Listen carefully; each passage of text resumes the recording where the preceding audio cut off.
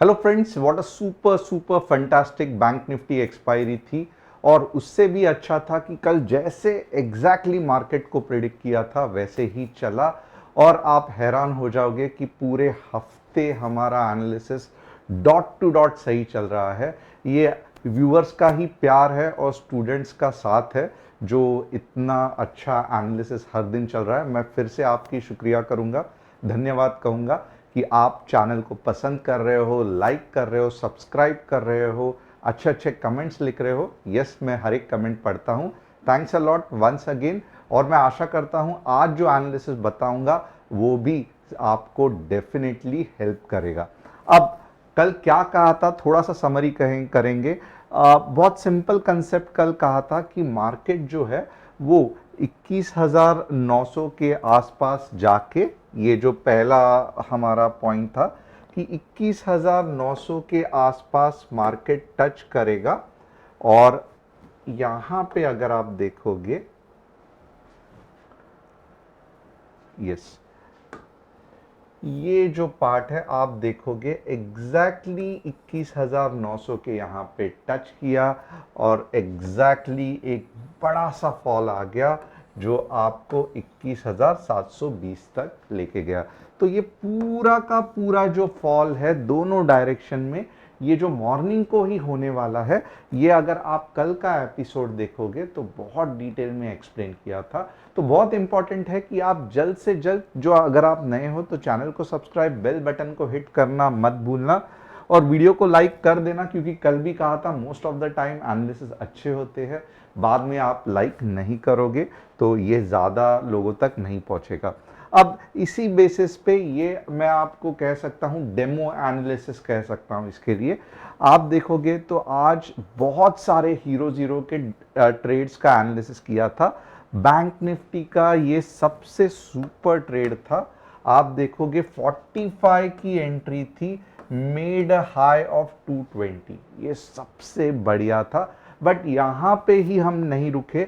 Next analysis जो देखोगे 70 की एंट्री थी, 46,300 का पी था, made a high of 143।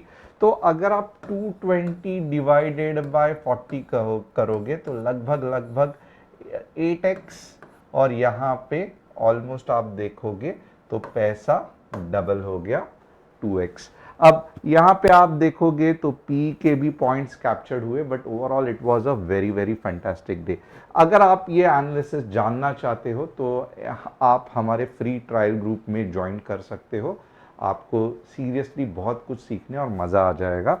Apart from that अगर आप देखोगे तो ये जो तीन स्टॉक्स है ना, अपोलो टायर्स, एंजल वन, जी, ये तीनों का मैं एनालिसिस करने वाला हूं। तो निफ्टी कल, बैंक निफ्टी, ऑफकोर्स कल निफ्टी की एक्सपायरी है तो आपको देखना बनता है। और ये तीन स्टॉक्स का एनालिसिस मैं कैसे कर रहा हूं ये भी मत भूलना, क्योंकि आप देखना मत मिस करना, क्योंकि यहाँ पे आपको पता चलेगा कि कैसे एंट्री डिसाइड करते हैं, कौन से टारगेट होने चाहिए, ये सब कुछ। अब ये जो न्यूज़ है ये मोस्टली आप देखोगे तो मनी कंट्रोल या मिंट या ये हमारे तरफ से नहीं है, ये थर्ड पार्टी जो वेबसाइट्स रहते हैं वहाँ से ही ली है।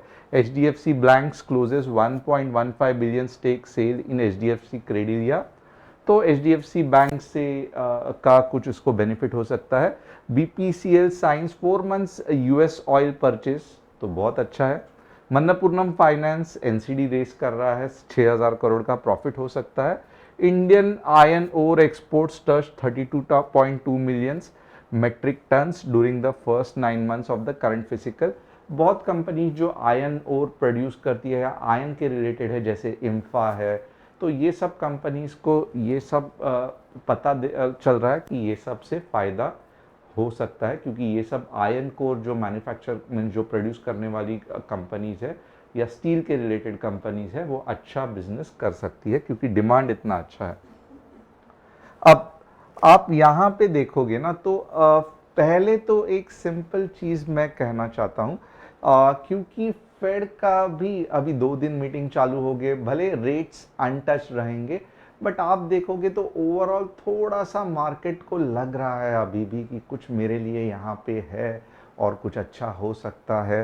तो इसके लिए आप देखोगे ना मार्केट थोड़ा सा ट्रिकी है, मार्केट डेफिनेटली बेरिश है, but at the same time temporarily until and unless अगर रेट कट हो गया फेड से तो ये मार्केट वापस अपना ऊपर का डायरेक्शन पकड़ लेगा। बट अभी के लिए एक जो कहते हैं ना छोटी सी उम्मीद लेके मार्केट ऊपर जाने की कोशिश कर रहा है। तो एक्चुअली अगर मुझे कोई पूछेगा ना कि कल मार्केट कहाँ से कैसे मूव होगा, तो पहले तो मैं क्या करूँगा, मैं आवरली चार्ट्स देखने की कोशिश करूँगा। और यहाँ पे एक चीज़ तो डेफिनेटली पता चल रहा है कि आप थोड़ा सा ये देखोगे ना, इस पैटर्न को स्टडी करोगे आवरली चार्ट में, नीचे नीचे अब अगर यहाँ से वापस कुछ नीचे नहीं गया तो इसका मतलब क्या है, तो लगभग ये क्रूशियल पॉइंट्स है वापस 22,100 या फिर 22,200, ये इंपॉर्टेंट पॉइंट्स है जहां पे आपको अच्छा खासा मार्केट का सेल ऑफ दिख सकता है। तो 22,100 या 22,200 कुछ अच्छे पॉइंट्स हो सकते हैं जहां पे मार्केट अच्छा खासा रिवर्स होके नीचे आ सकता है। या फिर आप देखोगे ना तो मीन्स ये तो मैंने आवरली चार्ट में कहा, तो मे बी कल के कल ये सब पॉसिबल नहीं है। आपको जानना है कि कल क्या हो सकता है, राइट। 15 मिनट्स में अगर कुछ पैटर्न बन रहा है, मॉर्निंग में ही क्या मैं पैसे कमा सकता हूँ।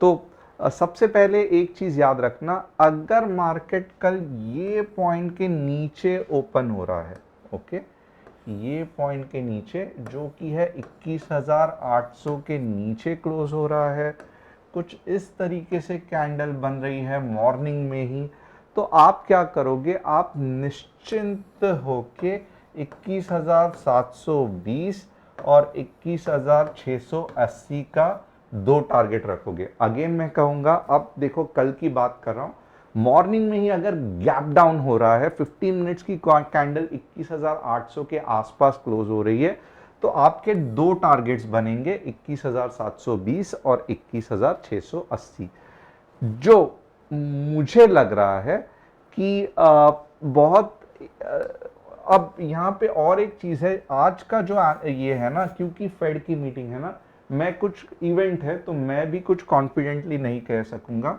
मैं कहूंगा ये होने के चांसेस 60% है, या आप 50% भी लिख दो, कुछ फर्क नहीं पड़ता है। सेकंड जो मैं एक्सपेक्ट कर सकता हूं कि अगर मार्केट गैप अप होके 21,880 के ऊपर अगर ओपन हो गया, तो इस बार मार्केट क्या करेगा, दो टारगेट्स रहेंगे 21,920 और 21,980।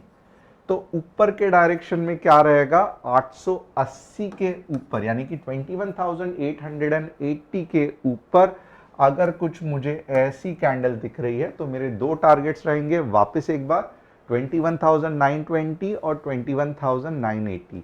इसकी भी प्रोबेबिलिटी मैं 45% कहूंगा। तो आप देखोगे कि ये जो श्योर शॉर्ट मार्केट नहीं है, क्योंकि एक्चुअली मार्केट नीचे ही गिरना चाहिए था, बट ये बीच में ही कुछ 2 दिन की मीटिंग आ गई, उसके मार्केट ने कुछ होप लगा बैठे हैं कि रेट कट होगा, ये सब नौटंकी जो चल रही है, इसके वजह से क्या है कि मार्केट छलावा देगा और रेंज बाउंड मूवमेंट देगा, यानी कि इसके ऊपर ऐसे ऐसे, यानी कि 21,880 के ऊपर, 21,880 के ऊपर 29 टू 2980, और नीचे क्या अगर समझो ऐसे श्योर शॉट क्लोज हो ही गया 15 मिनट्स में फर्स्ट कैंडल में, तो 21,800 के बाद 720 और 680 आ सकता है। तो ये ही कल के लेवल्स है। मैं यहाँ पे ज़्यादा कुछ टेक्निकल्स पे आज जोर नहीं दूंगा, क्योंकि बट ऑब्वियस है कि ये मार्केट इतना सही नहीं है मेरे हिसाब से टेक्निकल एनालिसिस करने के लिए। ये थोड़ा सा न्यूज़ ड्रिवन साइडवेज मार्केट है, तो कितना भी एनालिसिस करोगे कुछ ये नहीं होगा। मैं इंतज़ार कहाँ पे करूँगा, तो मैं इंतज़ार करूँगा 22,000 के आसपास, जहां पे अगर कुछ पॉजिटिव साइंस दिखे तो मैं अच्छा खासा शॉर्ट जा सकूं। तो मैं ये लेवल्स पे ज़्यादा कॉन्सेंट्रेट करूँगा आने वाले फ्राइडे को या मंडे को, जहाँ पे मार्केट धीरे धीरे ऊपर जाए और ये पॉइंट पे जब अच्छा खासा सब न्यूज़ ख़त्म हो जाए, कुछ भी चेंजेस नहीं है, सब बकवास थी मीटिंग, जब पता चलेगा और वापस एक बार सेल ऑफ होगा तो जो मज़ा आएगा अलग लेवल का होगा। तो मैं इंतज़ार करूँगा कुछ पावर पैक मूव के लिए जो 22,000 के आसपास आपको दिख सकती है या 21,980 के आसपास दिख सकती है। अब बैंक निफ्टी का अगर कोई मुझे एनालिसिस बोलेगा तो बैंक निफ्टी उससे भी कॉम्प्लिकेटेड होने वाला है। तो आइए देखते हैं बैंक निफ्टी को हम कैसे ट्रेड कर सकते हैं।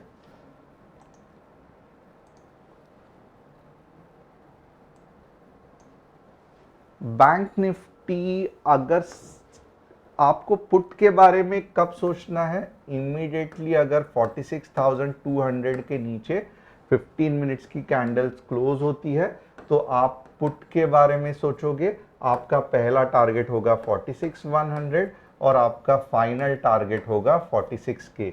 अगर बैंक निफ्टी 46,400 के ऊपर क्लोज होती है तो आपका स्ट्रेट अवे टारगेट होगा 46,600। तो बैंक निफ्टी के बस इतने ही लेवल्स है, 46,400 के बाद 46,600 और 46,200 के बाद 46,100 का एक और 46K का दूसरा।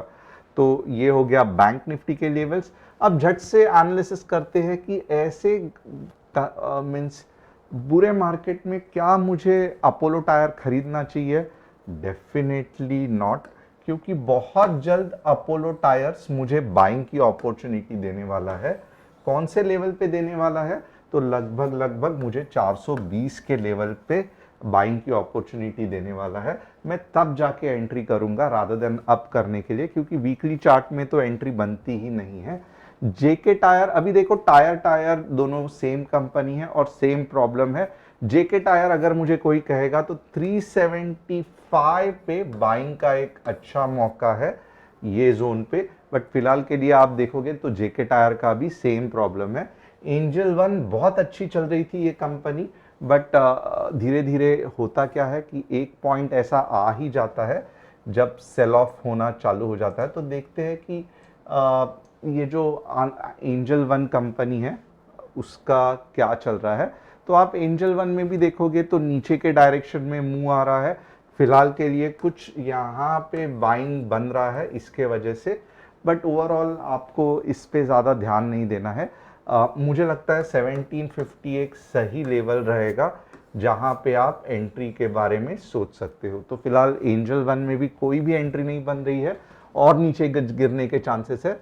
जी का अगर मुझे आप बोलोगे जी कैसे लग रहा है, तो जी तो इनफैक्ट न्यूज़ भी बहुत बुरी आ रही है जी की। बीच जी का ये चार्ट, ये जी की तो न्यूज़ भी बहुत बुरी आ रही थी। तो डेफिनेटली मैं तो जी में नहीं ज़्यादा इतना ये करूँगा। आप खुद ही देख लो, जी में बहुत बड़ा फॉल आ रहा है और ऐसे होने के चांसेस है कि जी 120 तक चला जाए। तो अवॉइड करना है, क्योंकि बहुत ज़्यादा रेंज बाउंड है, बहुत ज़्यादा रेंज बाउंड है, जिससे कि एज ए इन्वेस्टर या एज अ ट्रेडर हम ज़्यादा डिसीजन नहीं ले पाते। तो होप आपको एनालिसिस पसंद आया रहेगा। कल एक्सपायरी है, बने रहना और देखते हैं कि कल किस तरीके से हम बड़े बड़े मूव कैप्चर कर सकते हैं। Thanks a lot. जो लेवल्स कहे गए थे वो बुक में लिख के लेना और मुझे बताना कि क्या ये लेवल्स चले हैं कि नहीं चले हैं।